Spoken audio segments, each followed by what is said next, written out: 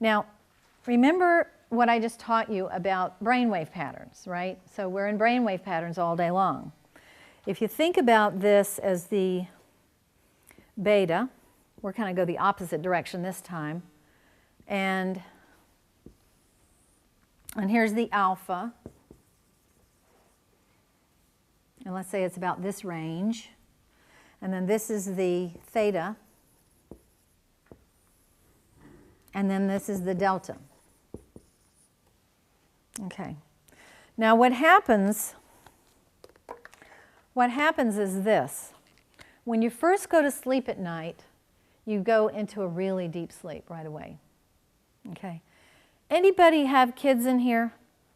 You know, when they first go to sleep, you can practically pick them up by the hand and swing them around, and they're dead to the world. You know what I'm saying? Because they go into the deepest sleep.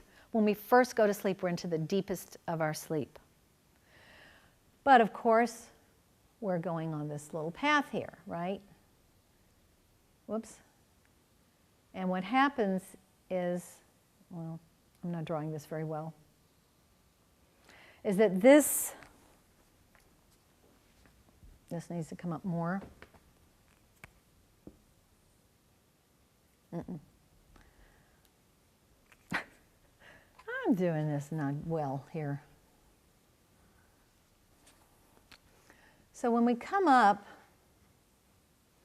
each time we come up, see, we're coming up here, and you're going back through the dreaming again, and then you come here and you go down, but you don't go down as deeply as you did before. Notice how they're getting more and more shallow, okay? And then when you come up, you're coming up a little higher into the alpha, okay? So it's kind of going on that angle. Now, what happens is these segments are about 90 minutes wide, okay? 90 to 110 minutes going through here. So what happens is that the body's pretty smart. And, you know, it's programmed to wake up when you have enough sleep, okay? So if you wake up by the alarm clock and it wakes you up when you're down here, you're going to feel groggy, okay?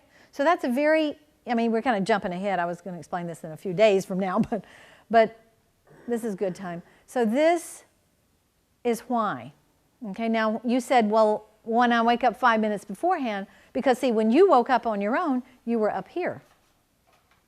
And you felt great. So when you're dealing with somebody who has a sleep problem, or you yourself have a sleep problem, you're going to feel better the next day if you let yourself wake up on your own. Okay? Now that might mean that you need to practice going to sleep a little earlier. Anybody in here stay up late, real late? Okay, anybody else? Okay. Well, if you'll think about it, do you wish sometimes that you could go to sleep earlier? Well, you work, yeah. No? Okay. Well, some people do. They realize that if they could just go to sleep earlier, maybe they'd get enough sleep. So I asked them to notice this, is that about an hour and a half before they go to sleep, they're probably actually going to feel a little sleepy. But what they've been doing is they've been blowing it off. They've been going, well, it's too early to go to sleep. And they don't let themselves follow their body's natural tendency to want to rest during that time. So I suggested to them, well, you might want to just let it happen. And they go, well, I've got all this stuff I've got to get done. Well, then do you want to sleep or you want to get your stuff done? You know, you got to make a choice here. So that's an important option to help them understand.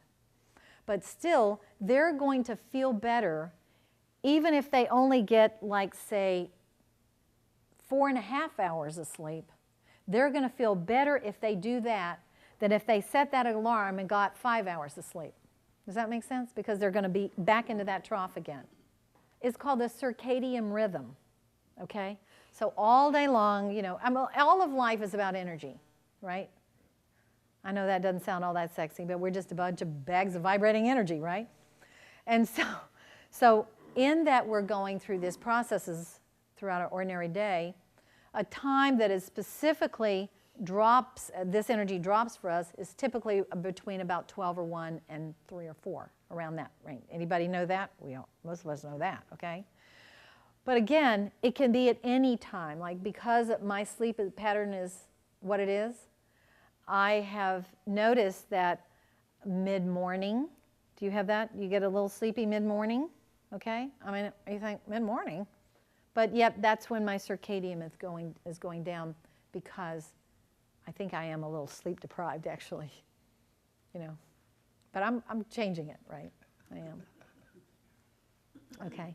But I also notice that when I go on a vacation, I sleep a lot more. Do you? Yeah, because I don't have all this stuff going on in my head, right?